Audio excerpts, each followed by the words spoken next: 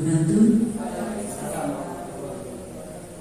Yang saya hormati Ibu Lili selaku Kepala SDN Kelas 1, yang saya hormati pula Ibu Yuyun selaku Ketua Komite beserta jajarannya, ada Ibu Sekretaris Komite dan rekan-rekan saya yang sangat saya banggakan dan senantiasa mendukung saya, Bapak Ibu Dewan Guru SDN Kelas 1 yang berbahagia.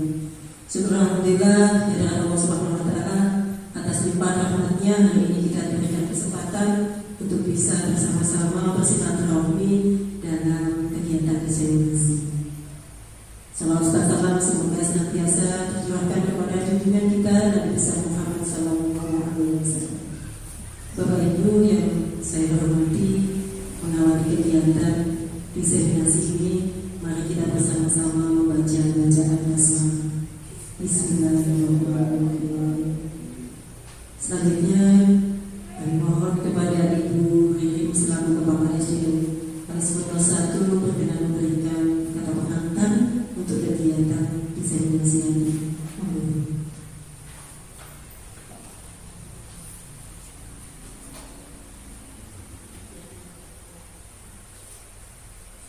Assalamualaikum warahmatullahi wabarakatuh.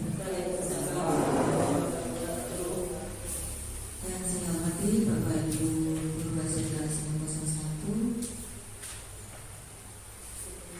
Ibu Komite dan pengurus SDN Kelas 1. Pertama mari kita bacakan puja dan puji syukur kepada Allah Subhanahu wa taala karena kita pada hari ini diberi kesehatan dalam pelaksanaan diseminasi persiapan CGP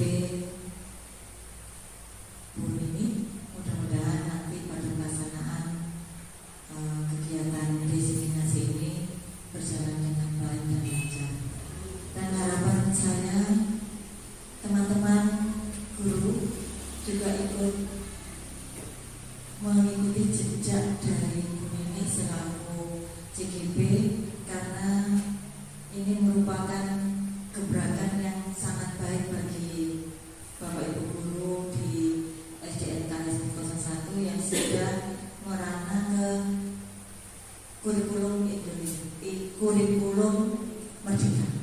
Jadi ini merupakan pengalaman yang sangat baik dan patut kita ikuti. Jadi untuk tahun ini harapan saya ada beberapa dewan guru ikut terjalin CGP, dan mudah-mudahan untuk Bu Nini selaku CGP ini dalam diseminasi ini bisa memberikan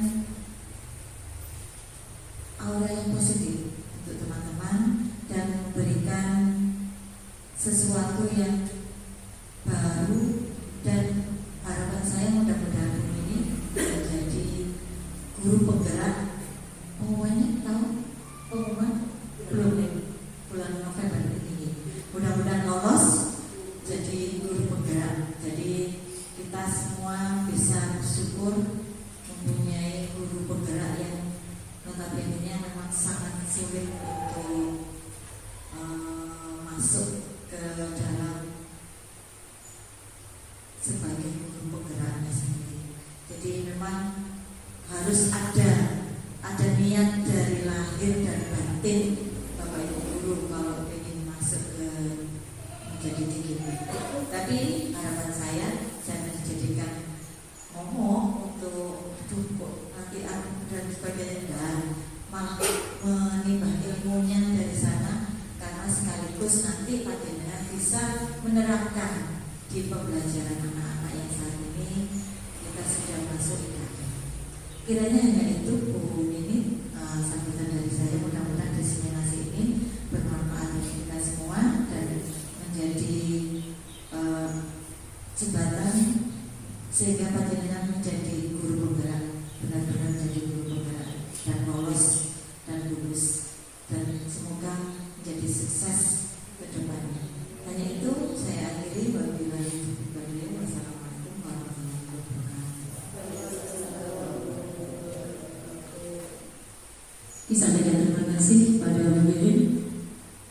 Baik Pak Ibu, saya mohon waktu dan saya akan mendiseminasikan tugas saya yaitu menyebarkan pemahaman dan penerapan pengalaman budaya positif. Sebelumnya sekali lagi saya tidak bermaksud menggurui Bapak Ibu, namun kita belajar bersama, sharing bersama, karena ini sesuatu yang baru dan saya juga berkewajiban untuk menyebarkan ini pada panjenengan semua. Oke? Jadi diseminasi saya adalah menyebarkan pemahaman dan penerapan pengalaman budaya positif.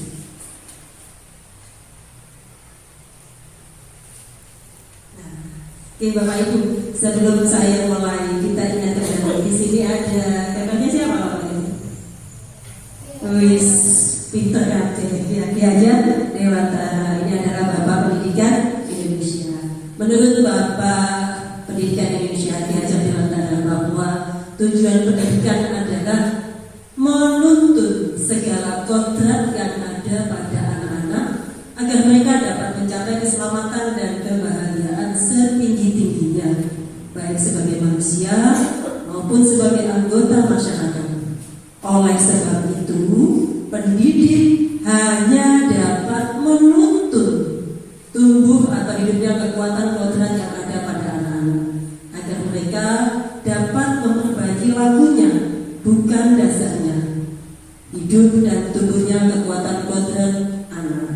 Jadi ini ya, tujuan kita adalah menuntun, bukan menuntut.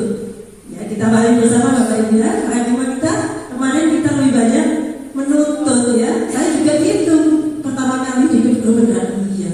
Saya selama ini bukan menuntut tapi menuntut. Ternyata ini yang sudah dicetuskan oleh Bapak Pendidikan kita.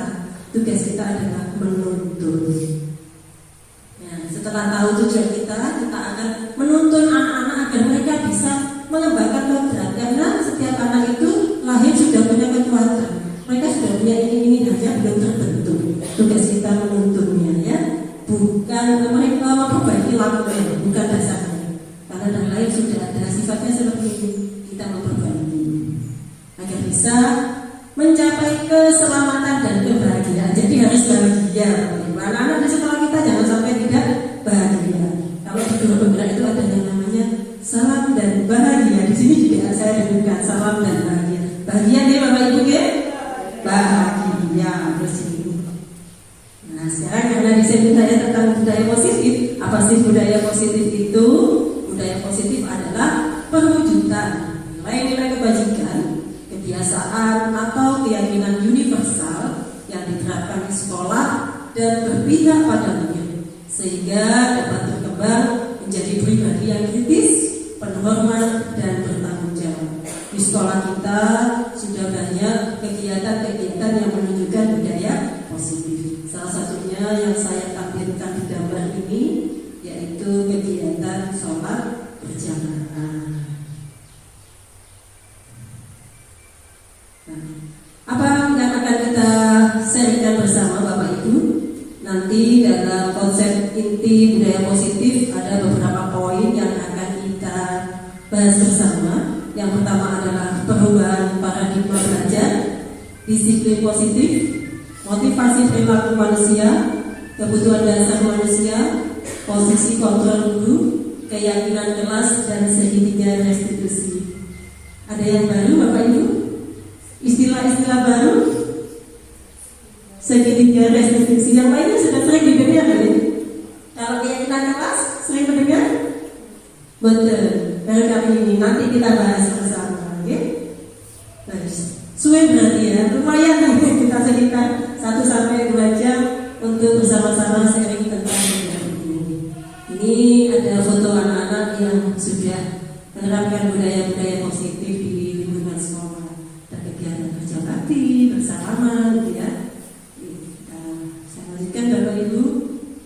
Yang pertama kita akan belajar tentang perubahan paradigma belajar. Yang saya paradigma, apa gitu? Paradigma itu. Paradigma itu pola pikir kita yang sudah menancap gitu. Itu yang dia bicara itu kayak ini ya kayak ini, itu paradigma kan gitu. Nah sekarang kita belajar tentang perubahan paradigma belajar. Pembelajaran dengan paradigma baru merupakan pembelajaran yang dirancang berdasarkan pembelajaran sehingga peserta didik belajar sesuai kebutuhannya berdasarkan tahap perkembangan sesuai teori psikologi modern untuk mewujudkan pelajar Pancasila. Ada pembelajaran berdiferensiasi Bapak Ibu ya. Jadi anak-anak itu belajarnya sesuai dengan kebutuhan mereka berdasarkan tahap perkembangan yang sudah dilalui. Nah, kita main-main dulu. Untuk melihat perubahan paradigma itu kita belajar kedua dulu ya. Kita mau game sebentar. Bapak Ibu, kita akan game yang namanya coba lakukan. Sekarang di sini ada 1, 2, 3, 4, 5, 6, bisa berpasangan. Saya minta panjenengan mengepalkan salah satu tangan, ya, bisa tangan kanan, tangan kiri, terserah panjenengan yang mana saja. Anggaplah kepalan tangan itu di dalamnya berisi sesuatu yang sangat berharga bagi panjenengan semua. Sesuatu yang sangat berharga perlu Anda jaga karena begitu penting untuk kehidupanmu. Sudah dikepal? Sudah ya? Sekarang sebenarnya tugasnya saling berhadapan, mungkin bergantian. Bergantian ini nanti berusaha minta teman Anda, teman Bapak Ibu untuk membuka kepala ini. Kan ini jadinya berharga ya. Kira-kira ketika teman Bapak Ibu di sampingnya itu diminta untuk membuka. Jadi kalau Bu Yuyun misalnya gagal, Bu Yuyun sementara yang merayu Bu Yuyun agar mau membuka. Bapak Ibu boleh merayu, boleh miming-miming, boleh menghadik, boleh mengintimidasi, boleh apa saja, asalkan Bu Yuyun mau membuka. Ya, kira-kira buka apa enggak? Enggak bisa dipandaikan. Bu Yuyun dengan Bu Yuyun mungkin maksudnya dengan, jadi kan sudah ini berusaha, jadi kan ini Bu Yuyun dengan Bu Yuyun, ya mana yang dibuka? Nah, siapa yang membuka? Bu Yuyun sama saya? Silakan membuka itu boleh dikirim-kirim, lagi buka, lagi kalau duit kok belum buka. Kira-kira yang pegang kepala tangan harus, kok sampai ini berharga sekali bagi saya. Kira-kira yang ini mau membuka apa tidak? Sekunder kosong, dibuka. Nah, misalnya seperti itu ya, boleh pilih dibatasi. Bu Susi, dengan saya Bu Susi, ya Pak Bu Susi. Bu Susi saya uang 100.000 dibuka apa enggak Bu Susi? Boleh. Dibuka apa enggak Bu Susi? Enggak mau dibuka nih. Kalau Bu Yuyun, kira-kira dibuka apa enggak? Oh enggak. Kalau Bu Yuyun, enggak. Pak Sugeng, Pak kamu tak ada intimidasi. Enggak Pak Sugeng gitu ya. Saya ini Pak 100.000 kira-kira dibuka. Nah, namanya bermain nanti pakai juga permainan. Ayo, kira-kira dibuka Bapak Ibu? Betul. Oke, dari sini kita ada pertanyaan. Jadi kan sudah, oh ternyata aku berharga kita cekal-cekal deh. Masih orang sing kayak yang duit sing ancam. Jadi kan tadi tidak ada yang buka ya? Tidak ada yang buka. Coba ini, apakah Anda membuka kepala tangan Anda? Tidak, tapi ada. Yang B, apakah Anda menutup kepala tangan Anda? Iya, menutup. Menutup ya. Tidak tak aku menutup. Mengapa? Apa alasannya? Bu Yuyun tadi nutup tangannya. Masih sama Bu Yuyun dipaksa-paksa tidak mau. Kenapa? Karena ini besar. Perlu dijaga gitu ya. Kalau Bu Yuyun sama yang saya pegang ini adalah kepala keluarga. Iya. Kalau yang maksudnya tidak dibuka karena itu rahasia pribadi. Kalau berarti tidak dibuka. Iya, alhamdulillah semua tidak ada yang mengizinkan dibuka. Semua saya mungkin juga seperti itu, tidak saya izinkan. Mana yang berharga sekali rahasianya, oke? Nah, Bapak Ibu dari paradigma ini sebenarnya kita bisa mengembangkan sebuah teori. Ternyata Bapak Ibu tidak mau membuka. Ini menunjukkan bahwa ada pertanyaan yang ketiga di sini, maaf. Ini pertanyaan yang ketiga. Nah, dalam kegiatan ini sesungguhnya siapa yang memegang kendali kontrol untuk membuka atau menutup tangan? Kita sendiri. Jadi saya tidak mau masih dihadir, diintimidasi, diiming-imingi, dididik, bahkan saya tidak mau. Yang menentukan saya adalah saya sendiri. Ini. Nah, sesuai paradigma ini ada yang namanya kontrol teori. Itu ada beberapa kesalahan yang selama ini berjalan. Ada kesalahan dalam makna kontrol, yaitu ini ya, miskonsepsi makna kontrol. Dr. William Glasser dalam bukunya Choice Theory itu menyebutkan miskonsepsi dalam makna kontrol. Yang pertama yaitu ilusi guru mengontrol murid. Bapak Ibu, ketika kita berada di sekolah, jenengan kontrol murid apa enggak? Menurut panjenengan? Kontrol. Tadi kalau jenengan kepala tangan, yang kontrol siapa? Kita sendiri. Jadi kalau di sini guru mengontrol murid itu kira-kira tepat atau enggak? Sebenarnya itu tidak terjadi. Kenapa bisa terlihat kita seperti mengontrol? Karena anak-anak membiarkan dirinya dikontrol oleh kita. Jadi pada dasarnya mereka tidak mau, mereka juga punya yang menentukan kontrol saya sendiri. Tapi kebanyakan miskonsepsinya saat ini guru mengontrol murid. Kalau murid tidak bersedia, mereka tidak akan mau, tidak mau menerima kontrol yang kita berikan. Yang kedua, ilusi bahwa semua penguatan positif efektif dan bermanfaat. Menurut kita ketika kita memberikan penguatan positif kepada anak, itu akan efektif dan bermanfaat. Misalnya ada anak yang melakukan kesalahan, Mas, itu tidak baik. Misalnya ya, menurut kita itu adalah efektif, bermanfaat untuk mengubah anak mengontrolnya tidak melakukan kesalahan. Pada saat anak menerima, mengizinkan dirinya untuk dikontrol, itu akan masuk, tapi hanya dalam jangka waktu pendek. Kemudian yang ketiga, ada ilusi bahwa kritik membuat orang merasa bersalah dan dapat menguatkan karakter. Saya salah, ketika saya dikritik merasa bersalah. Apakah kemenangan saya semakin kuat? Mungkin ketika saya salah dikritik saya merasa bersalah betul. Apakah karakter saya bertumbuh? Tidak, saya malah minder. Iya, saya merasa malu. Tapi kebanyakan tidak, kita berpendapat selama ini nek dikritik semakin bagus, diberi penguatan semakin bagus. Ternyata tidak. Selama diri kita, anak-anak kita tidak mengizinkan dirinya untuk dikontrol oleh kita, itu tidak mungkin terjadi. Karena yang memegang kontrol adalah diri kita sendiri. Ini tambah yang terakhir, bahwa orang dewasa memiliki hak untuk memaksa. Ini dalam paradigma kita. Iya tugasnya orang tua mengingatkan. Ketika anak-anaknya diingatkan, itu mungkin terjadi hanya dalam jangka waktu pendek, bendino jenengan ngeling-ngeling. Nah, karena tidak tumbuh motivasi dalam diri anak. Ini beberapa kesalahan yang perlu kita luruskan, kita pahami bersama. Jadi yang berhak mengontrol diri itu adalah dirinya sendiri, termasuk anak-anak kita. Anak-anak kita punya kewenangan kontrol diri.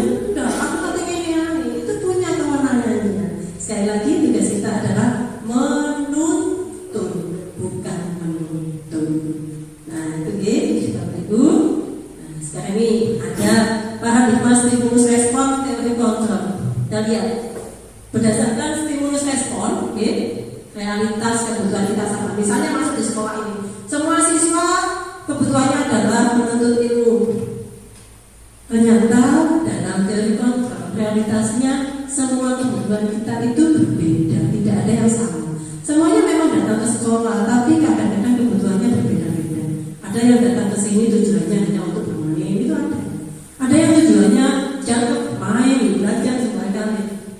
Kemudian yang kedua, semua orang melihat hal yang sama. Itu kalau kita lihat yang semua harus punya gambaran yang sama. Ternyata dalam teori kontrol setiap orang memiliki gambaran yang berbeda-beda. Kalau dalam stimulus respon kita mencoba mengubah orang agar berpandangan sama dengan kita, menurut kita baik, orang lain juga harus baik, gitu ya. Ternyata tidak, kita berusaha memahami pandangan orang lain tentang itu. Kenapa anak itu kok tidak mau sejalan dengan kita? Ada alasan apa? Ini yang akan kita pelajari dalam teori kontrol. Kemudian orang lain bisa kontrol saya karena kita mengizinkan tadi ya. Sebenarnya yang betul adalah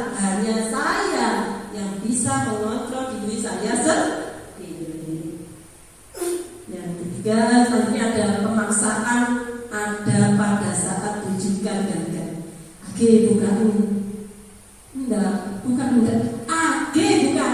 Nah, pada saat sudah gagal juga nggak iso, ini nggak iso, maka kita akan cenderung melakukan paksaan. Ayo, nggak dibuka. Seperti itu. Bapak Ibu. Betul ya? Saya merasa seperti itu juga. Kalau dalam teori kontrol, kolaborasi dan konsensus menciptakan pilihan-pilihan baru.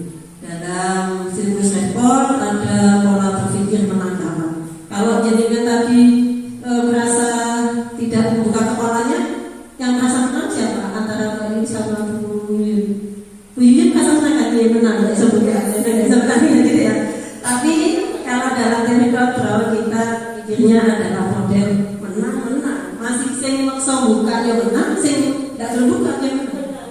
Karena kalau yang tidak mau buka merasa menang, tapi yang maksa juga nanti juga merasa menang. Saya mencoba memahami pandangan orang itu, mereka tidak mau membuka.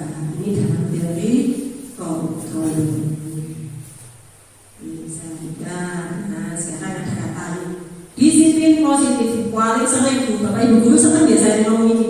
Sobat guru menerapkan disiplin gitu ya. Disiplin ini berasal dari kata disiplina, yang artinya belajar. Kemudian disiplin juga berasal dari kata disiple, yang artinya murid atau pengikut. Yang namanya pengikut itu paham betul alasan mengapa mereka mengikuti suatu aliran atau ajaran tertentu, sehingga motivasi yang terbangun adalah motivasi intrinsik, bukan ekstrinsik. Jadi kan jadi pengikut, misalnya mengikuti sekarang banyak partai, saya ikut partai ini, bukan hanya saya tidak ikut-ikut, tapi tahu kenapa saya pilih partai ini, gitu ya, kenapa saya pilih organisasi ini, sehingga ada sesuatu hal yang goncang, mereka tetap akan ada, tetap niatan untuk teguh di situ, karena motivasinya keluar dari dalam diri sendiri, tidak dari orang lain.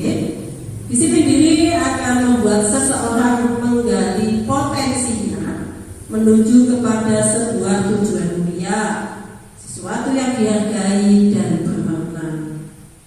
Disiplin diri juga mempelajari cara kita mengontrol diri dan bagaimana menguasai diri untuk memilih tindakan yang mengacu pada nilai-nilai yang kita hargai agar tercapai tujuan mulia yang diinginkan. Disiplin diri bisa membuat kita bertanggung jawab terhadap apa yang dilakukan, karena mereka mendasarkan tindakan mereka pada nilai-nilai kebajikan universal. Ini tentang disiplin. Enak ya disiplin, tapi paling susah menerapkannya. Jadi ada ketika disiplin ada nilai-nilai kebajikan yang kita yakini. Apa itu nilai-nilai kebajikan? Nilai yang disepakati bersama. Namanya nilai kebajikan, lepas dari suku bangsa, agama, bahasa Indonesia, bahasa maupun latar belakang. Dalam organisasi pendidikan, nilai kebajikan yang kita yakini ada yang namanya profil pelajar Pancasila. Nilai ini ada berapa unsur Bapak Ibu? Ada berapa elemen Bapak Ibu? Dimensi? Maaf, ada 6 dimensi. Nah, boleh Bapak Ibu. Dimensi merdeka apa Ibu? Ada dimensi yang pertama yaitu beriman, bertakwa kepada Tuhan Yang Maha Esa dan berakhlak mulia. Kemudian ada berkebinekaan global, bergotong royong, kreatif, bernalar kritis dan mandiri. Ya oposisi sih diarani beriman, bertakwa, kegiatan apa saja yang masuk, panjenengan bisa membacanya lagi di elemen profil pelajar Pancasila. Ini kan ada 6 itu, 6 ini namanya dimensi. Kemudian dimensi ini punya sub-sub namanya elemen. Kira-kira nek aku peduli itu masuk dimensi yang mana ya? Itu bisa dipahami.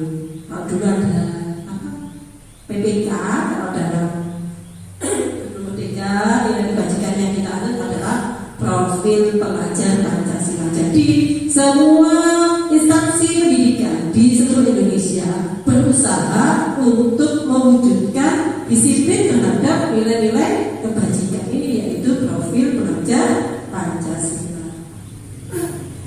Atau mungkin tapi nggak bisa ada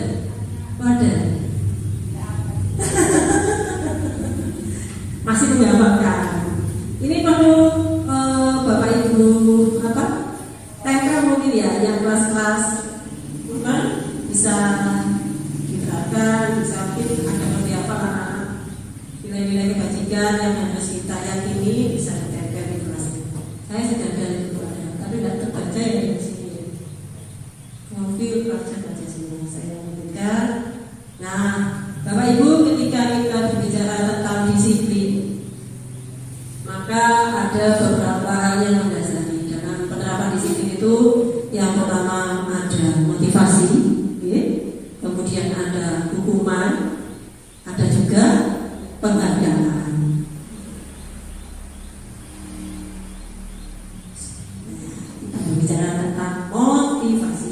Apa itu motivasi, Bapak Ibu? Apa itu motivasi? Sesuatu adalah dorongan ya, yang berasal dari dalam. Apa harus dari dalam ini, Bapak Ibu? Bukan dorongan untuk melakukan suatu kegiatan. Nah, dorongan itu bisa berasal dari diri sendiri dan berasal dari luar diri kita. Misalnya ini, motivasi anak-anak pergi ke sekolah ada yang seperti ini. Wah, ini anak yang rajin ya. Ternyata ini kira-kira dari dalam atau dari luar nih? Dari luar. Wah, ini anak yang rajin ya. Berarti orang memuji. Maka motivasi untuk melakukan disiplin ini biasanya orang disiplin itu tujuannya ini salah satunya untuk mendapatkan imbalan atau penghargaan dari orang lain. Ini motivasi ekstrinsik ya, Bapak Ibu. Kemudian ada lagi yang bilang kalau tidak sekolah bisa dimarahi ayah bunda nih. Kira-kira motivasi dari dalam apa dari luar? Dari dalam. Kalau tidak sekolah dimarahi ayah bunda nih. Dari dalam. Berarti anak itu sekolah dari dalam itu dari hatinya sendiri loh ya. Dia ini kan takut dimarahi. Berarti dari luar. Berarti kan orang lain, ada ancaman dari orang lain ya. Jadi hanya dilakukan untuk menghindari hukuman. Ini ya, banyak anak-anak kita yang sekolah itu berdasarkan motivasi ekstrinsik ini, dua ini. Sekolah, apa? Tidak sekolah di sana ini bukan ibu, gitu ya? Tidak sekolah di sana ini nak guru. Itu yang paling banyak di sekolah kita. Sebenarnya ada lagi yang mendasari perilaku motivasi, yaitu ingin menjadi orang yang mereka inginkan dan menghargai diri sendiri dengan nilai-nilai yang mereka percaya. Misalnya, aku ingin belajar, ingin sekolah karena ingin belajar agar bisa mendapatkan ilmu, mencapai cita-cita. Awalnya mungkin motivasi itu bisa berasal dari orang lain, jadi bisa berkembang dari motivasi ekstrinsik dulu, tapi lama-lama setelah dijalani bisa berubah menjadi motivasi intrinsik. Kalau masih berupa motivasi ekstrinsik, ini cuma pendek jangka waktunya, Bapak Ibu.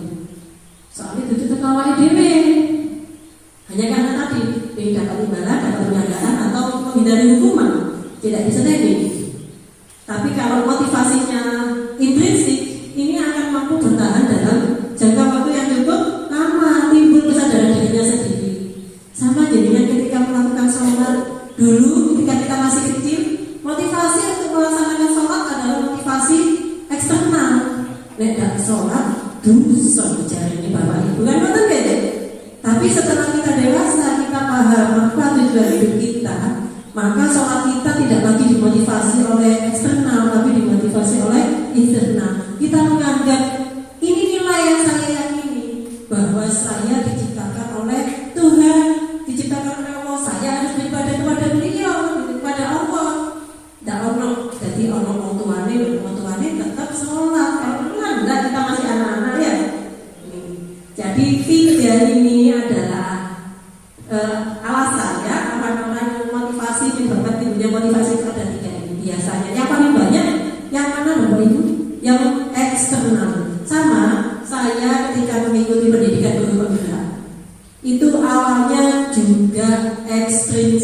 dipaksa.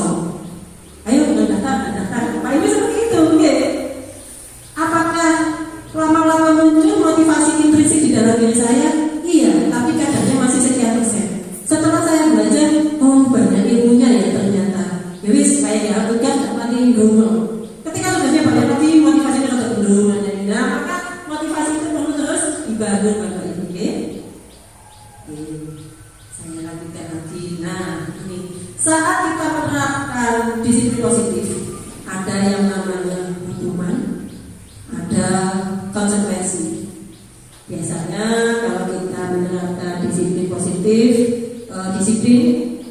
kita menganggap anak-anak yang mampu menjalankan peraturan itu adalah anak yang disiplin, bukan ya? Tapi anak-anak yang tidak mampu menjalankan peraturan kita anggap sebagai identitas yang gagal. Kita lihat hukuman itu Bapak Ibu sesuatu yang menyakitkan harus terjadi. Itu kan hukuman. Sesuatu yang menyakitkan. Namanya hukuman sekecil apapun itu pasti menyakitkan.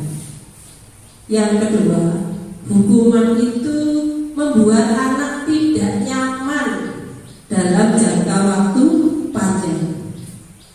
Dihukum sementara gitu aja menjadi tapi lama-lama mereka akan tidak nyaman. Kemudian hukuman membuat anak tersakiti. Tadinya hukuman merupakan sistem yang tidak mungkin berjalan jika muridnya tidak takut. Mengkok, enak sholat, nunggu dia aku bapak ada di kota Tiongkok. Tidak takut, jadi tidak mungkin sistem kita yang melaksanakan sholat berjamaah itu berjalan karena anaknya tidak takut. Kemudian hukuman membuat anak membenci peraturan. Mungkin membuat bapak itu, tidak senang melakukan itu. Kemudian mengontrol anak secara negatif. Karena ketika kita melihat anak melakukan kesalahan, kita langsung menganggapnya mereka anak yang perilakunya buruk, anak yang pribadinya kurang bagus ya. Jadi ini konsep diri buruk. Ketika anak itu melanggar hukuman, melanggar disiplin, kemudian kita kena hukuman, mereka menganggap dirinya itu buruk. Walaupun pertama tidak apa-apa, tapi dampaknya anak itu pasti akan begitu. Aku loh, anak juga seorang mesti dihukum. Timbulnya adalah negatif. Kemudian modelnya adalah paksaan.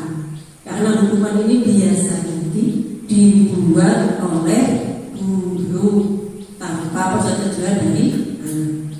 Nek, darah PR, awas. Iya, ini sering Bapak Ibu saya juga sering. Tapi ternyata setelah semakin di sini, waduh, yang saya lakukan itu sama harus pelan-pelan saya berubah sesuai dengan pemikiran dari diajar dilakukan. Kemudian ini dampaknya pada murid ketika anak mendapatkan hukuman, anaknya marah, rasa bersalah. Lagi kadang-kadang dihukum anaknya marah, rasa bersalah. Kemudian rendah diri, bahkan mengasihkan diri. Kira-kira demikian Bapak Ibu? Gini, kalau anak-anak dihukum ada yang merasa marah, ada yang merasa rendah diri, isi nang kocone mari dihukum gitu ya. Sampai-sampai gak bermutu meneng yang kelas pertama di kota akibat hukuman yang kita berikan. Tetapi ada juga yang namanya konsekuensi. Biasanya konsekuensi ini peraturannya sudah ada. Anak tahu kalau saya tidak melakukan akibatnya ya seperti ini. Ini yang sering kita terapkan juga. Ya, kalau konsekuensi itu sesuatu yang harus terjadi. Saya sudah tahu kalau saya bangunnya terlambat, bangunnya kesiangan, saya pasti akan terlambat sekolah. Saya sudah tahu, bukan hukuman. Kemudian tidak nyaman dalam jangka waktu pendek. Kayak sedih dulu. Misalnya, nek tidak gara PN, kalau dulu ada di saya tanya kelas 5, nek tidak gara PN di dulu. Disuruh nulis gitu ya. Kalau tidak menjadi PR suruh nulis. Hukumannya pendek, hanya saat anak menulis itu saja. Terus mari misalnya dikumpulkan, mereka sudah hilang, tidak ada lagi perasaan beda dengan yang dihukumkan gitu ya. Jangka panjang. Kemudian anak dibuat tidak nyaman. Ini orang yang itu kan aku nggak di sini masih menyelesaikan. Kemudian kalau konsekuensi itu harus selalu kontrol. Walaupun bukan jaringan, tapi masih ada siswa lain yang diminta bantuannya untuk mengontrol kegiatan anak-anak. Jadi anak-anak hukuman kita selalu kontrol, dan ini kita juga selalu kontrol. Kemudian kontrolnya dengan posisi kalau tadi kamu nggak sholat, awas ya sholat tadi dengan negatif. Tapi ketika dengan konsekuensi nggak sholat, kalau nggak sholat apa hukumannya? Kamu kan sudah tahu biasanya sudah ada peraturan kelas. Ketika tidak sholat, saya harus sholatnya waktu pulang nggak boleh pulang dulu, ganti sholat lebih dulu di sini. Kemudian konsep dirinya baik, walaupun dia sudah melanggar tapi nggak menyatakan dirinya jelek. Saya tadi berusaha baik, saya bisa ya, tetap dilakukan ya, jadi tetap orang yang baik. Kemudian biasanya konsekuensi ini dibuat oleh guru dan murid, jadi ada kesepakatan antara murid. Kalau di hukuman ya ada guru yang memutuskan. Kemudian dampaknya pada murid itu kehilangan hak, waktunya hanya istirahat, lanjutkan dulu, tidak usah istirahat, nanti jaga dulu tugasnya, gitu ya. Ini untuk konsekuensi. Bapak Ibu, saya rasa semuanya termasuk saya pernah menerapkan yang namanya hukuman dan juga konsekuensi, baik itu di sekolah, mungkin Bapak Ibu komite ini menerapkan pada anak-anak di rumah juga ya. Kalau hukuman kita anggap identitas yang gagal, tak bisa menjalankan peraturan ya. Tapi kalau yang sudah tahu peraturannya, mereka identitas yang sukses ya. Mereka paham, tapi semuanya ini perlu kontrol dari kita terus menerus, tidak timbul dari dalam diri sendiri ya. Dan juga ini, ketika menjadi pribadi yang sukses, kita akan memberikan yang namanya penghargaan. Senang Bapak Ibu kalau dapat penghargaan? Senang ya? Penghargaan kan bukan hanya berupa uang, bukan piala, yang paling banyak biasanya berupa piala, uang gitu ya. Tapi bahkan kita memberikan hadiah kecil, itu juga termasuk penghargaan. Ternyata ini ada salah satu pendapat ya, Alfikon. Ini dalam bukunya Paris and Bayerwet tahun 1993 mengemukakan penghargaan maupun hukuman adalah cara-cara mengontrol perilaku seseorang yang menghancurkan potensi untuk pembelajaran sesungguhnya. Kalau lihat kata-kata ini Bapak Ibu, penghargaan itu berarti menghancurkan potensi. Saya baru tahu Bapak Ibu. Padahal menurut saya, ketika anak kita beri penghargaan, kita akan membangun potensi mereka. Ternyata tidak. Ini berdasarkan Alfikon ya. Ini sudah melalui riset Bapak Ibu ya. Loh, selama ini saya sering memberikan penghargaan berupa pujian, berupa hadiah kecil. Ternyata nilainya itu sama dengan hukuman. Setuju ya Bapak Ibu? Aku saya tadi satu ya penghargaan atau hukum sih ternyata ada juga dampaknya. Ini yang penghargaan tadi.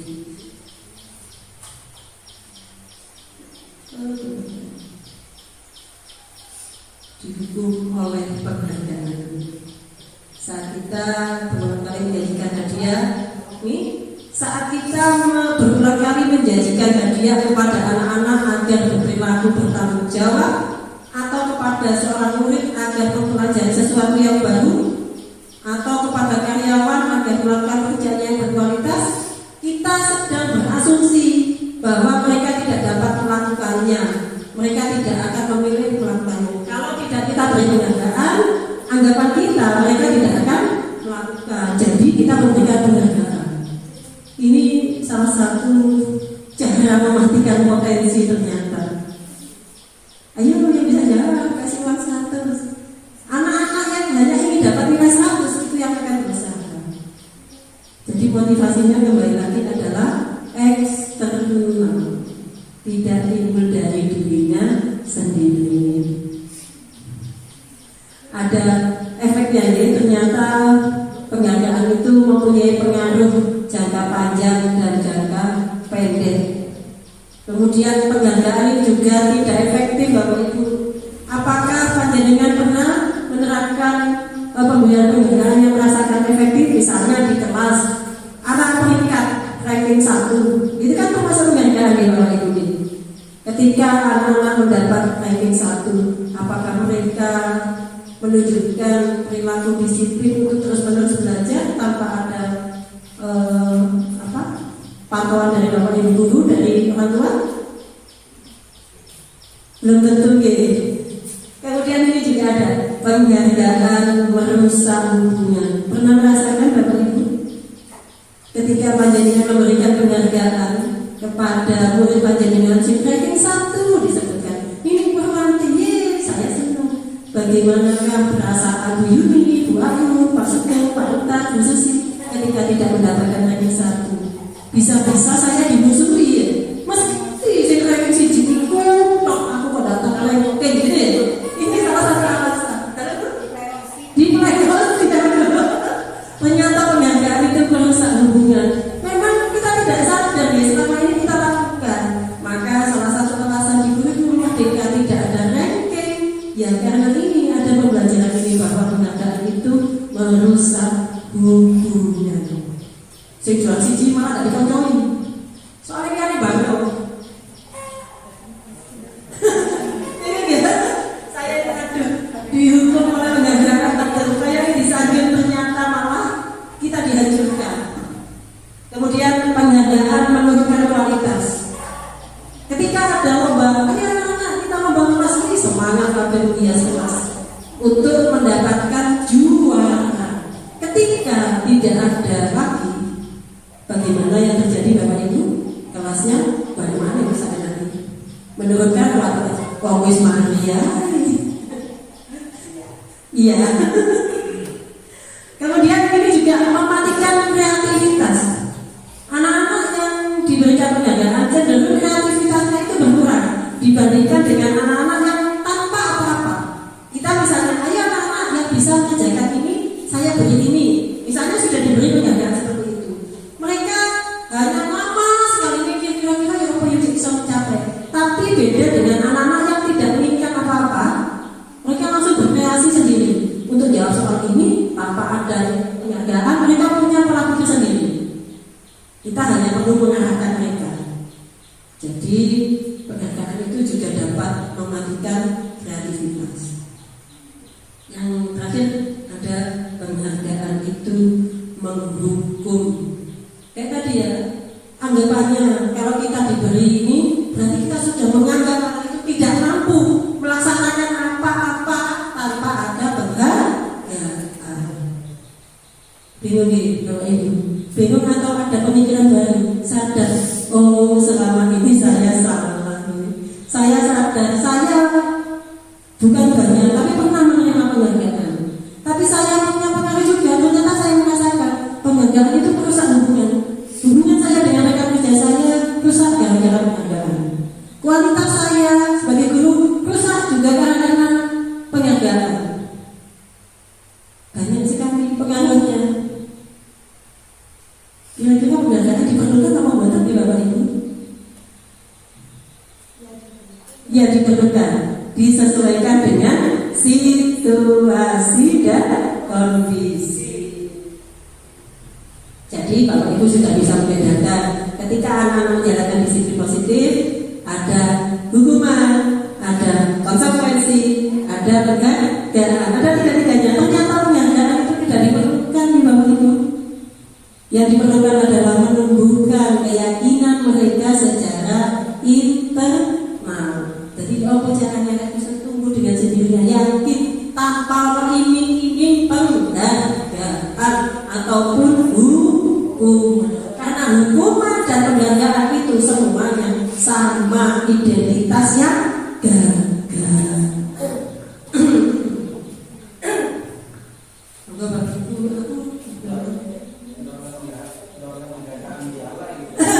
Saya juga begitu.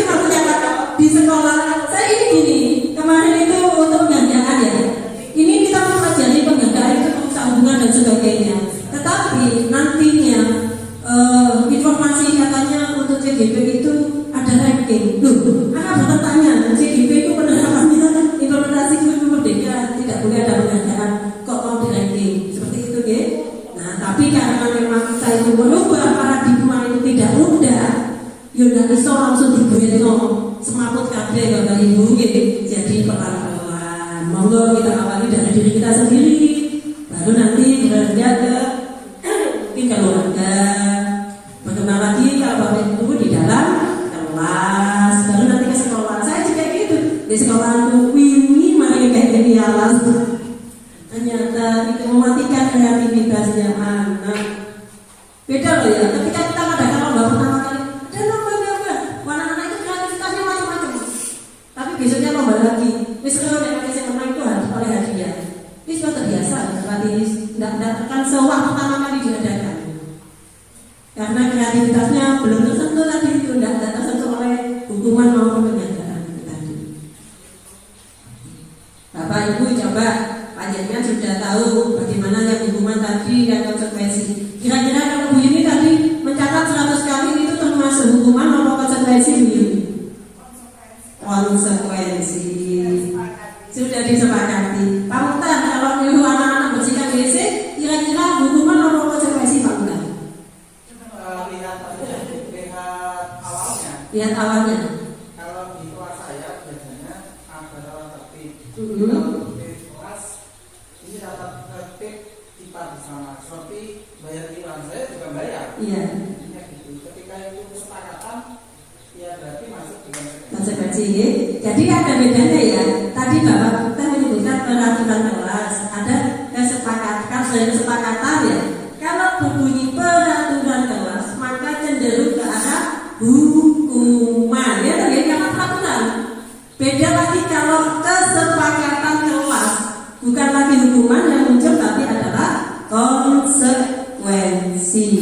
Jadi kalau Bapak Ibu menerapkan peraturan biasanya kita itu masih terbiasa ngomong peraturan kelas. Peraturan di kelas apa? Ya, peraturan ini kamu sudah melanggar ini, maka kamu ini itu namanya hukuman. Tapi kalau konsekuensi, ayo kesepakatan kelas kita apa? Kalau enggak, bagaimana? Sudah tahu anaknya. Kalau kira-kira anak-anak suruh bersihkan coretan di meja, hukuman apa konsekuensi Bapak Ibu? Coret-coret di pojok. Ayo silakan bersihkan. Hukuman. Pak Mukhtar, konsekuensi. Kalau menurut saya hukuman. Hukuman ya, hukuman. Anak-anak itu sering coret-coret itu banyak coret-coretannya. Ketika gurunya marah-marah, biasanya kalau hukuman itu disampaikan dengan nada keras ya, membentak itu biasanya. Kamu harus ini, kamu harus ini. Kalau kata-kata itu kamu harus ini, kamu salah. Kamu harus ini hukuman. Tapi kalau konsekuensi, kamu sudah tahu apa salahmu. Terus bagaimana? Ya sudah, nadanya itu datar. Tidak ngamuk-ngamuk gurunya biasa. Sudah tahu salahnya apa? Ya, dia sudah lakukan. Itu konsekuensi lebih ringan. Hanya itu tadi, kita perlu terus-terusan kontrol. Kalau kita ada anak tidak pakai atribut seperti waktu upacara tidak pakai atribut, kemudian kita jemur di depan, oh tidak boleh masuk ke kalau pelanggar upacara tidak boleh masuk. Kira-kira hukuman apa konsekuensi? Konsekuensi sudah disampaikan. Terlambat, bebannya ditutup, ikut upacara di luar. Itu konsekuensi. Wis pinter membedakan konsekuensi dan hukuman. Sehingga untuk dirimu kan penghargaan. Saya masih belum bisa menerima ini sepenuhnya materi ini. Saya salah. Saya juga jadi korban karena saya diberi penghargaan. Saya pun salah karena saya menerapkan penghargaan. Sama ketika acara anak itu jawab di 100. Saya pasti jawab 5.000. Kalau apa itu biasanya ada kuis itu ya kita tampilkan. Ternyata ini jadi bagaimana nantinya kita menyikapi pembelajaran di sekolah kita itu tumbuh menjadi budaya yang positif tanpa ada itu hukuman maupun penghargaan. Pertanyaannya iso tahu. Pertanyakan gitu iso tahu kan? Buku soal lagi Bapak Ibu merubah paradigma, memulai hal baru itu sangat sulit. Dimulainya kapannya tak kalau Bapak Ibu mulai dari diri kita, dari yang paling kecil enak di sini. Saya juga tak mampu pikiran itu sudah tutup lisan ini. Oke, kita lanjutkan. Nah, Bapak Ibu pernah nggak di kelasnya itu waktu jangan ngajar begitu cekikian dewe dan memperhatikan mana betul? Pernah nih. Terus kira-kira yang penjaringan lakukan apa? Menegur. Terus menegur ya. Oke, Bapak Ibu semua tindakan manusia Walaupun tindakan itu negatif, pasti ada tujuannya. Jadi tindakan manusia itu punya tujuan.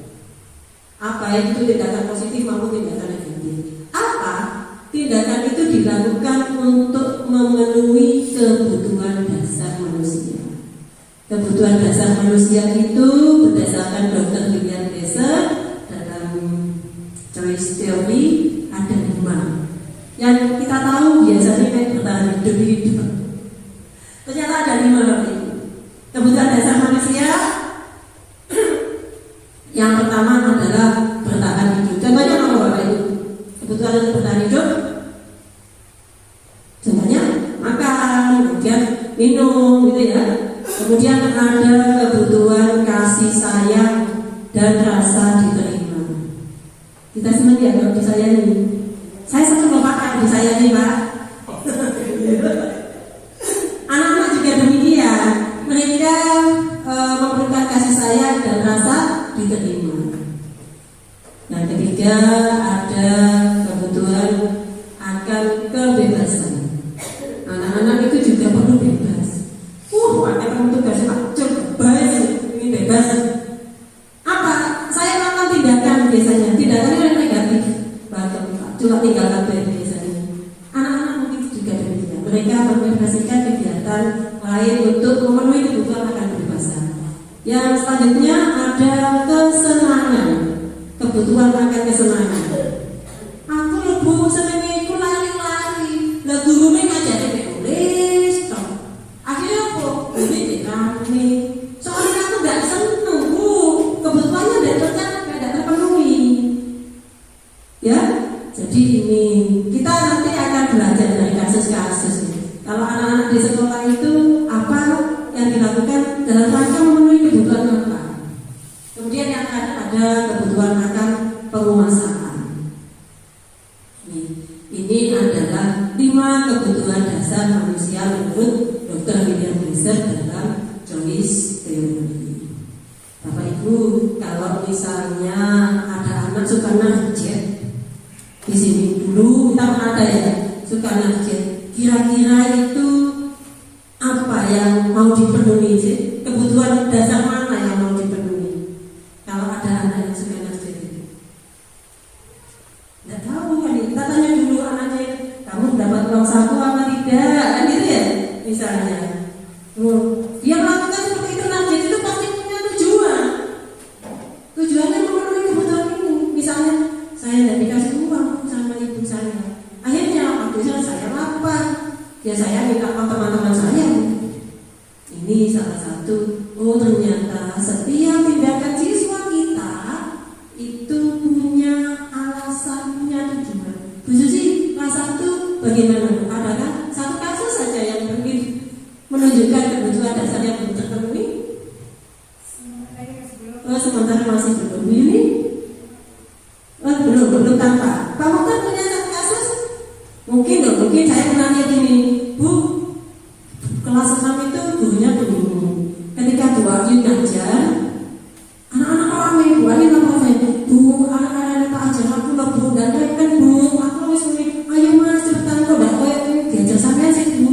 Saya tanya kira-kira, ya Bapak Ibu, seandainya ada soal seperti itu ya, kalau kasus seperti itu, seperti itu. Misalnya di kelas, ketika panjenengan yang ngajar, anak-anak itu aman, mereka santai-santai saja, tertib. Tapi ketika ada guru lain yang masuk, mereka tidak seperti biasanya.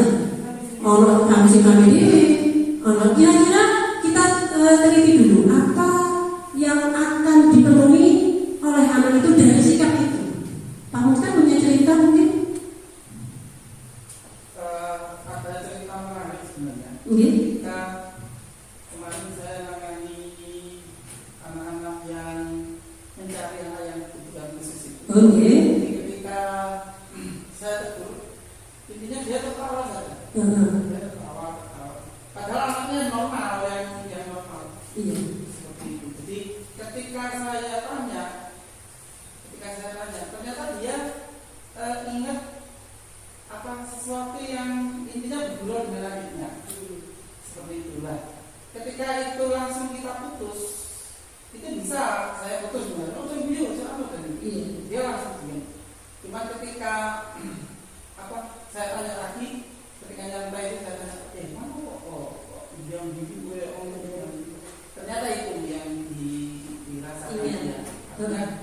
kesenangan dengan keluarganya itu. Iya, jadi dia sedang memenuhi kebutuhannya dengan kesenangan gitu. Nah mungkin karena waktu Pak Mukhtar menanyai gitu, posisinya tidak menyenangkan bagi dia. Berarti yang perlu kita koreksi kita. Kenapa anak ini tidak bisa senang dengan kegiatan yang kita tampilkan? Akhirnya dia, iki Pak Mukhtar bosan, aku ngirimin sini dia kan senang. Nah itu yang terjadi pada anak-anak kita. Biasanya saya mengatakan, kalau sedikit ya deh, kemudian jalan-jalan. Apa yang mau? Siapa tahu punya jalan. Apa yang mereka kebutuhan apa yang sedang mereka berusaha memenuhi? Kesenangan. Ternyata aku senang ada jalan-jalan loh. Saya kenal. Bahkan dari kasus-kasus seperti ini bisa memunculkan motivasi bagi kita, ide-ide bagi kita untuk memberikan pembelajaran yang menarik bagi anak-anak. Jadi apa caranya 5 kebutuhan ini bisa terakumulasi di dalam pembelajaran Bapak Ibu, sehingga ketika diajarkan anak-anak itu dapat mengikuti dengan baik. Tidak harus kami diri. Soalnya mungkin mereka merasa bosan, tapi ini muncul mungkin seperti itu. Oke. Mungkin ada juga yang dari menang ingin diperhatikan, kumpul dewi karena mungkin kurang mendapatkan perhatian dari orang tuanya. Misalnya sama karena dia berusaha mencari perhatian. Jadi Bapak Ibu, ayo kita kenali kebutuhan dasar manusia ini, kita terapkan di kelas kita. Pada saat pembelajaran, bagaimana kita bisa menyajikan pembelajaran yang dapat memenuhi kebutuhan ini? Nek dak kabeh minimal yo telu. Sering kita lihat, pasti semua tindakan yang dilakukan anak itu ada alasannya. Ono nyuruh kacanya itu parah. Apa kebutuhan yang ingin dipenuhi Bapak Ibu? Kesenangan. Mungkin saja menunjukkan penguasaan. Aku loh saya kekuasaan ini bisa. Kalau bertahan hidup kata-kata jarang. Semuanya ini disangoni Bapak Ibu. Nek sekolah. Tapi mungkin karena penguasaan itu tadi kepingin adanya masa dihargai. Aku sok dari penguasa. Ayo duit kan aku. Dia masih jenengan aku. Asal dikayak berbutuh itu. Soalnya memang mesti ditekan sama orang tuanya. Nah ini dia jadi kebutuhan dasar kita Bapak Ibu. Nih kita sebagai guru untuk menerapkan disiplin positif, ada posisi-posisi kontrol yang harus kita terapkan. Ada posisi kontrol sebagai penghukum, ada sebagai pembuat rasa bersalah, ada yang sebagai teman, ada pemantau, ada manajer. Saya rasa saya pernah menerapkan 5 posisi kontrol ini Bapak Ibu. Saya pernah. Demikian juga dengan panjenengan. Mungkin Bapak Ibu di rumah juga menerapkan ini kepada anak-anaknya. Pernah Bapak Ibu sebagai posisi sebagai penghukum ya? Pernah ya? Saya tanya dulu, loh, kok tidak cuci, buat itu kalau di rumah saya, enggak nama saya langsung. Biasanya disampaikan dengan nada bagaimana Bapak Ibu? Iya keras ya, nadanya keras pastinya. Tidak keras, tidak tampan. Capek nggak Ibu kira-kira? Capek. Saya rasa kira-kira di sekolah ini ada yang posisi seperti ini Bapak Ibu? Ada gitu, disesuaikan dengan kondisi. Saya kata Pak Mukhtar ini. Saya posisi penghukum, saya juga dilihat dengan situasi dan kondisi. Kemudian membuat rasa bersalah. Membuat rasa bersalah ini biasanya itu disampaikannya bagaimana Bapak Ibu? Mas, aku tidak saat kentare, bunyi kalau kesel bisa. Mana seperti itu? Kayaknya Ibu Yuni sering ini. Iya Bu Yuni sering Bu Yuni. Jadi tidak menghukum, tapi membuat anak itu merasa bersalah. Paling sering ini ya. Lain pernah jadi pembuat rasa bersalah ini, Mbak Yuni posisinya ada di sini. Ayo ngomongnya itu melas dulu ya. Tidak marah tapi menyalahkan ya, menyalahkan anak. Tidak saat ketasan Ibu. Saya juga seperti itu dari sekolah saya terapkan. Jadi nadanya ini datar ya, tapi cenderung menyalahkan. Ini udah saat Ibu lagi. Kan betul kamu jadi nanti. Ini posisi kontrol kita. Kemudian posisi sebagai teman. Ayo gerakan, udah mulai loh. Kita sering seperti ini. Biasanya pada anak-anak yang kelas tinggi. Kalau anak kelas rendah mungkin kelas tematik sebenarnya ini juga perlu. Kita ikut nyanyi-nyanyi bersama, posisinya ajak main-main sama teman ya. Jadi kita bisa menerapkan posisi kontrol ini. Kemudian kalau pemantau bagaimana Bapak Ibu? Nah, jadi posisi pemantau itu misalnya gini. Pelajaran pas masih. Kelasnya belum bisa. Iya. Saya bikin. Terus berarti yang harus melakukan saya bikin apa? Hanya seperti itu datang melihat kesalahan, menjalankan aturan. Kalau posisi apa itu pemantau kan aturannya sudah ada, kita hanya tinggal cek. Oh ini sudah, aturannya kayak gini, ayo dilakoni. Sama yang menimbulkan konsekuensi tadi itu karena posisi pemantau. Yang terakhir adalah posisi sebagai manajer. Khususnya saya mau datang posisi. Ada posisi manajer yang terakhir ini. Posisi manajer ini berarti kita menempatkan diri kita ya jadi manajer. Katakan ya teman kita panggil dulu anaknya sampai tahu dah posisinya sampai apa kesalahannya. Terus yang kamu lakukan apa? Membimbing ya kalau pada manajer. Tidak menyalahkan, membimbing, memberikan penguatan. Kalau pemantau itu sudah tahu caranya, jangan. Teman, ayo boleh, dan tidak salah diri. Itu. Nah, apakah dari 5 posisi ini perlu hanya satu yang kita buat Bapak Ibu, atau semuanya perlu kita jalankan? Semuanya perlu kita jalankan, ya? Semuanya perlu kita jalankan tergantung situasi dan kondisinya. Ini kemudian ada tadi jenengan buat peraturan kelas, kemudian ada kesepakatan kelas. Dalam menumbuhkan disiplin positif, kalau peraturan kelas tentunya akan berdampak timbulnya hukuman. Okay? Kemudian kalau pada kesepakatan kelas akan menumbuhkan yang namanya konsekuensi. Nah sekarang kita akan belajar tentang keyakinan kelas. Apa sih keyakinan kelas? Pernyataan-pernyataan universal berbentuk positif, tidak terlalu banyak, dapat diterapkan dan diyakini oleh anak-anak. Jadi nilai-nilai kebajikan apa yang diyakini anak-anak? Kalau mereka yakin, mereka akan jalankan. Ini kita akan belajar tentang keyakinan kelas ini. Jadi yang kita buat tidak lagi kata penting, tidak lagi peraturan kelas, tidak lagi kesepakatan kelas, tapi yang kita akan coba adalah keyakinan kelas. Bagaimana membuat keyakinan kelas itu berawal dari peraturan kelas. Peraturan kelasnya, siswa harus memakai gini itu peraturan. Kemudian peraturan kelas tadi kita ubah dari kata-kata yang negatif menjadi kata-kata yang positif. Misalnya tidak boleh ramai.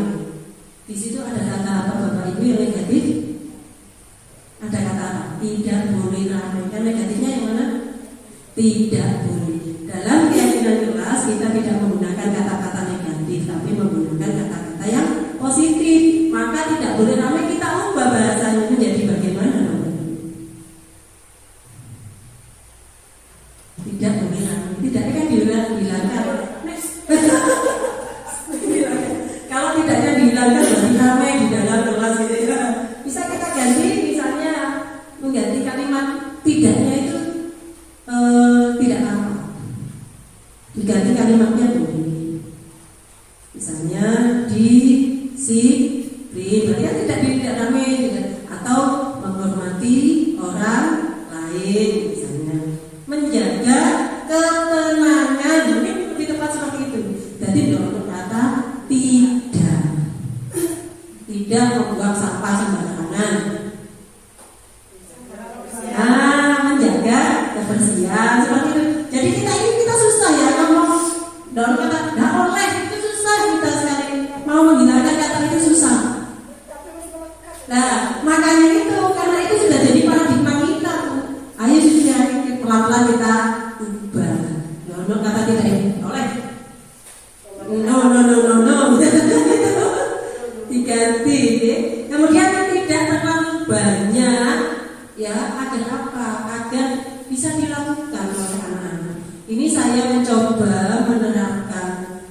pembuatan keyakinan kelas.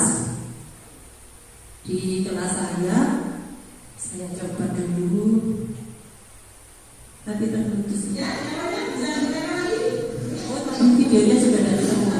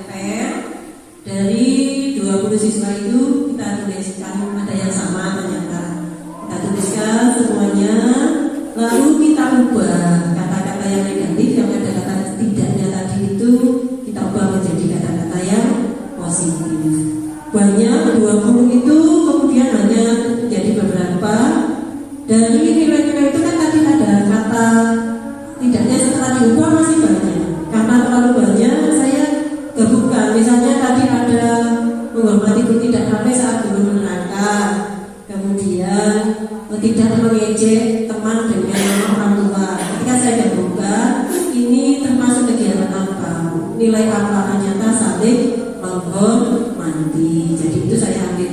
Lagi ada kelas yang ada di kelas saya, itu sopan satu, yang pertama, yang kedua saling menghormati, kemudian yang ketiga ada menjaga kebersihan, keempat itu ada disiplin, termasuk tadi memakai atribut, kita anak menyebutkan ya, kemudian membawa buku pelajaran sesuai hari, itu termasuk kegiatan disiplin. Berarti yang terakhir juga tanggung jawab.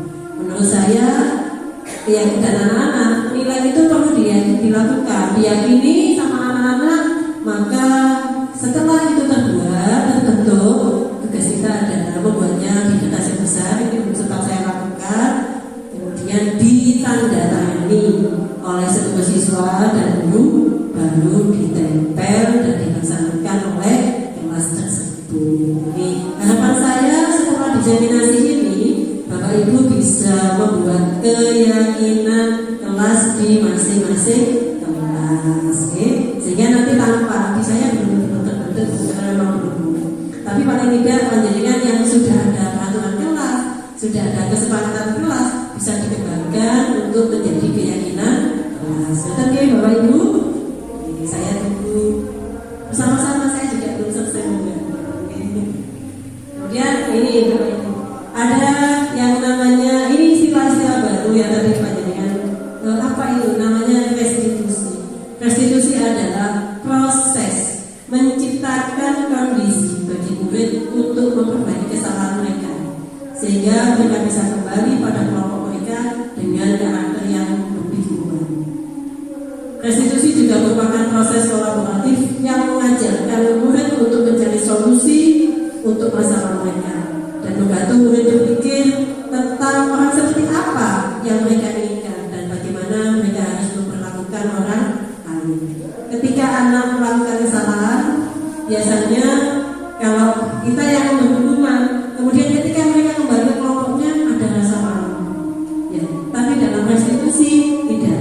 Kita menginginkan anak itu dapat memperbaiki kesalahannya dan ketika kembali pada kelompoknya mereka punya karakter yang lebih kuat. Aku tidak ingin malu, bukannya rasa malu maupun minder yang dimiliki, tapi karakter yang lebih kuat. Nah, dalam penerapannya restitusi ini ada yang kita kenal namanya segitiga. Itu segitiga biru, ibu apa segitiga? Kalau saya segitiga restitusi. Ada 3 tahapan yang perlu dilakukan dalam segitiga restitusi ini. Ada azan juga itu, kita bersedia.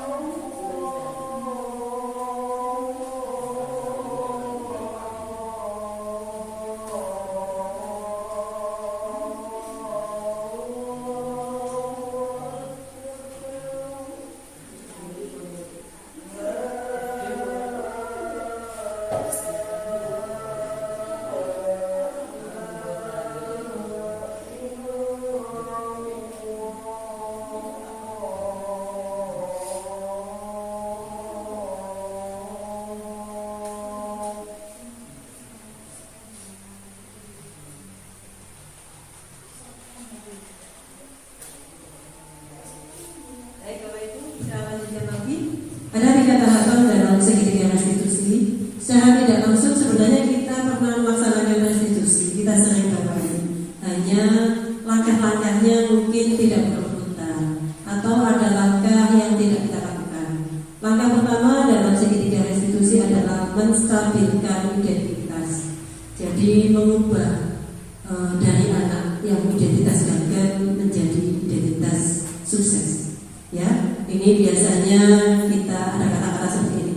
Ya, membela diri memang perlu ketika ada anak bermasalah, misalnya gelut. Kita sukseskan dulu anak itu. Bahwa menurut kita gagal main gelut. Kita kembalikan jadi anak yang sukses. Membela diri itu memang perlu, tapi hasilnya tidak perlu. Atau kata-kata setiap orang itu pasti pernah bersama. Dan itu wajar. Itu cara menstabilkan identitasnya anak. Jadi tidak ngamuk kalau kembalikan proyek gitu kan. Dianggap anak itu menjadi yang sukses pokoknya. Aku loh kok jadi kocokku. Ya tak kepok deh. Wah bagus bela diri. Jadi itu yang sedang ini yang kita lakukan. Itu namanya cara menstabilkan identitas. Kita yakini bahwa semua orang pasti pernah berbuat salah. Ibu tidak ingin mencari siapa yang benar, siapa yang salah. Hanya ingin mencari jalan keluar. Itu tahapan pertama. Kemudian tahapan yang kedua adalah validasi tindakan yang salah. Ini kita minta anak itu untuk menyebutkan tindakan-tindakan apa yang sudah dilakukan mereka. Terus tadi ketika kamu bertanya sama itu, apa yang kamu lakukan? Tak dorong. Kan anak menyampaikan, oh ya itu sama lagi. Begini kan? Ya, tidak apa-apa sih, ada alasannya pasti ya seperti itu. Kira-kira kamu punya cara lain yang lebih bagus? Jadi lakukan akhirnya seperti itu. Memvalidasi tindakan yang sama. Yang ketiga adalah menanyakan keyakinan terus. Wah, tadi sudah dipukul teman-teman. Menurut kamu, aku tanya di kelas kita ada keyakinan kelas dan ada Bu. Sama yakin apa saja keyakinan kelas. Tapi sopan santun saling menghargai. Kalau sampai dengan teman yang lain, kira-kira itu saling menghargai apa tidak? Benar, karena kan jawab segitu karena tak benar. Benar ya, benar. Padahal kami yakin keyakinan kelas itu harus dilaksanakan. Jadi bagaimana? Sikapmu sesuai dengan ini dan sesuai dengan saya. Anak kan sadar dengan sendirinya. Sikap saya tidak sesuai dengan keyakinan kelas ini. Terus kita tanyakan, apa yang akan kamu lakukan? Jadi bukan dari kita, penyelesaiannya dari anak-anak sendiri. Saya meminta maaf, saya janji tidak ulangi lagi. Selain itu, saya mau menghormati orang, mau menjaga emosi saya. Jadi anak-anak itu kita gali juga menemukan cara. Kita hanya membimbing saja. Oh ya, ada mulai kapan, mulai besok bisa dilaksanakan, saya sudah. Jadi anak-anak pertama bantu emosi ini kita redakan dengan menstabilkan emosinya. Kamu mau kerja, sip ibu, belanya apa? Lalu kita tanya alasannya melakukan tindakan itu apa. Setelah alasannya tahu, baru anak-anak kita ajak menemukan jalan keluarnya. Terus ya kok enak kira-kira ciri kejadian ini. Apa yang dapat kamu lakukan? Misalnya anak Aisyah sering telat terus. Saya mau Aisyah seperti ingin restitusi Aisyah dan ingin praktek. Kok telat? Saya mau tanya. Dia sadar terus apa yang kamu lakukan? Ya, tapi karena ini sifatnya perlahan, sekali lagi Bapak Ibu restitusi ini kan mengajak anak menemukan kesalahan dan menemukan cara memperbaikinya. Jadi dari dirinya sendiri kita hanya perlu melakukan. Tentu saja bagi kita yang sudah terbiasa hubungan konsekuensi harus sesuai dengan itu, ya. Ini memerlukan kesabaran kita. Tapi yang jelas semuanya batu ditetes air sedikit demi sedikit. Kalau lama-lama juga akan hancur. Sekali lagi pertama restitusi, tak kena restitusi mana? Sampai restitusi ini lebih sehat. Dan masa di restitusi. Coba ini tahapan. Jadi ada 3 ini Bapak Ibu sama panjenengan saya ini sudah pernah ini restitusi. Tapi kadang-kadang doang menstabilkan emosi. Langsung ke validasi tindakan. Oh belum maksudnya seperti ini kan ya. Kemudian terus apa yang harus saya lakukan? Atau kadang-kadang ketika menanyakan keyakinan kita tidak menanyakan keyakinan, tapi kita memberi jalan keluar. Sekarang minta maaf tidak timbul dari anaknya alasannya sendiri. Jadi ketika kita menghadapi masalah, diharapkan dalam kurikulum merdeka ini kita menumbuhkan motivasi intrinsik anak. Biar anak itu sadar sendiri untuk berbudaya positif. Sehingga itu sikapnya kayak apa tumbuh dari dirinya sendiri. Kita hanya menuntut diingatkan itu saja. Ini saya coba praktek restitusi di kelas saya yang kemarin.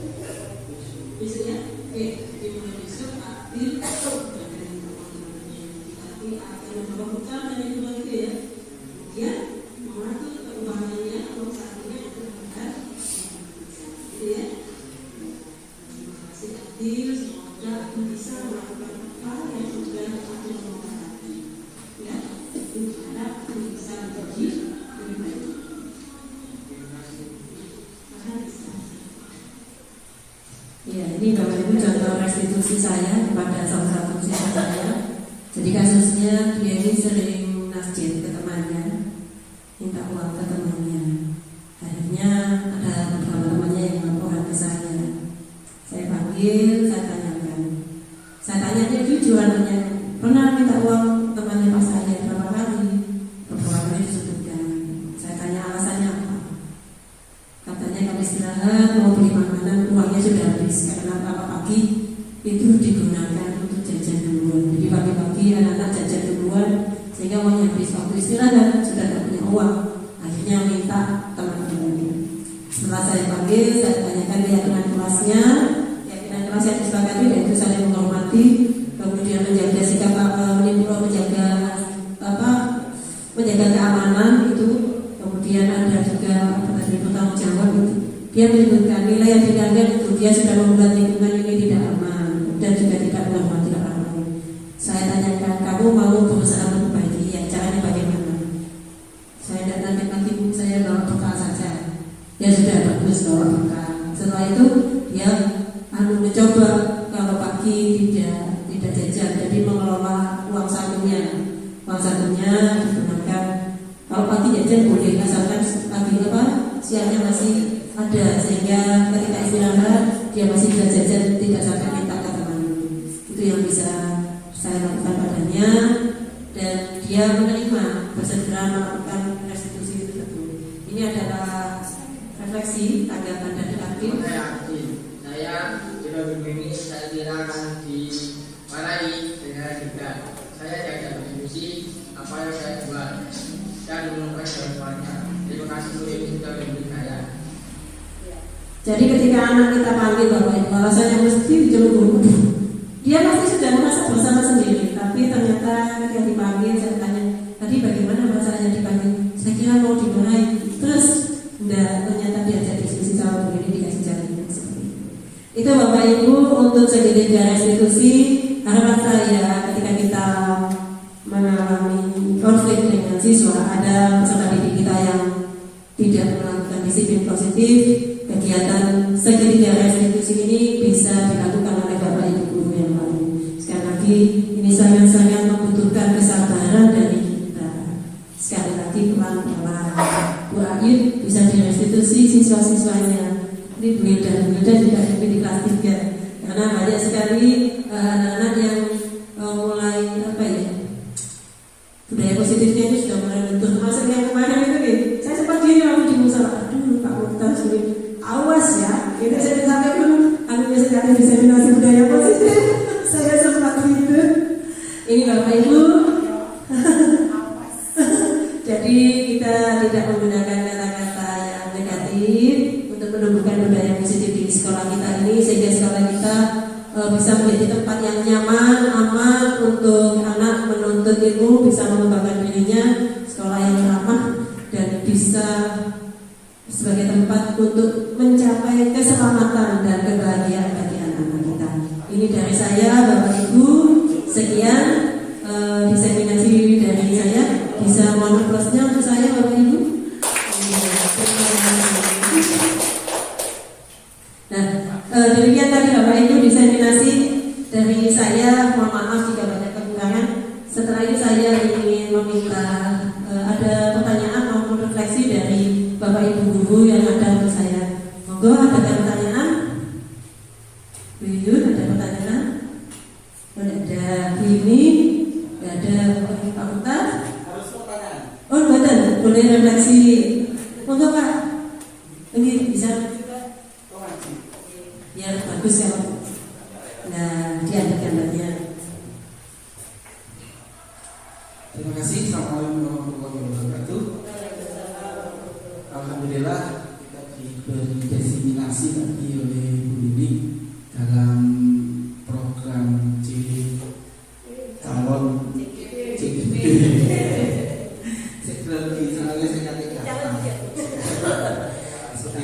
Terima kasih atas ilmunya. Memang kalau selama ini kita mendengar bahwa CGP itu akan merubah mindset kita, cara berpikir kita. Ternyata ketika saya mendengarkan sampai detik ini, beberapa jam ini, ternyata memang benar ada beberapa teori yang dengan sampaikan terkait dengan merubah karakter anak-anak.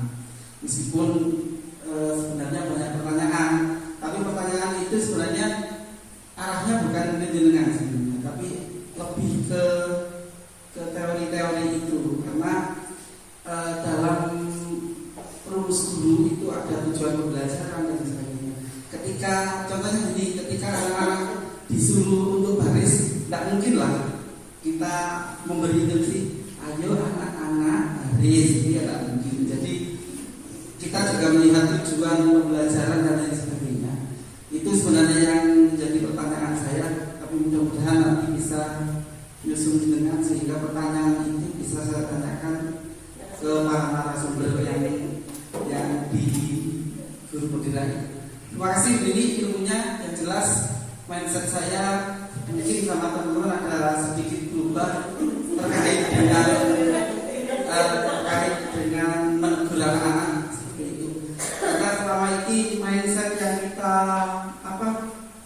terima, bahkan pendidikan yang kita terima dulu ketika ngaji tidak iso 11 selesai sudah seperti itu. Jadi memang zaman berubah sehingga kita harus berani juga berubah. Itu yang dapat saya sampaikan. Terima kasih. Assalamualaikum warahmatullahi wabarakatuh. Terima kasih Pak Mukhtar. Ada pertanyaan tapi tidak untuk saya. Untuk saya, mohon maaf Pak, yang bisa saya sampaikan cuma seperti itu. Kalau Pak jenengan untuk masalah teori-teori tadi, saya ada beberapa literatur Pak ya, yang saya terima di modul saya, nanti bisa saya bagi jenengan. Tapi semoga lebih senang pilihan jenengan tadi. Jenengan bisa katut di CGP, bisa langsung bertanya pada narasumber pada saat sesi elaborasi. Demikian Bapak Ibu, ada yang bertanya lagi? Tidak ada ya? Oh tidak ada. Alhamdulillah Bapak Ibu, selesai sudah kegiatan diseminasi kita hari ini. Saya berharap apa yang sudah saya sampaikan bermanfaat bagi Bapak Ibu, bisa membawa perubahan yang positif untuk sekolah kita menjadi lebih baik lagi, menjadi tempat yang menyenangkan bagi anak-anak, sehingga mereka, anak-anak maupun kita bisa mencapai keselamatan dan kebahagiaan setinggi-tingginya sebagai manusia maupun sebagai anggota masyarakat.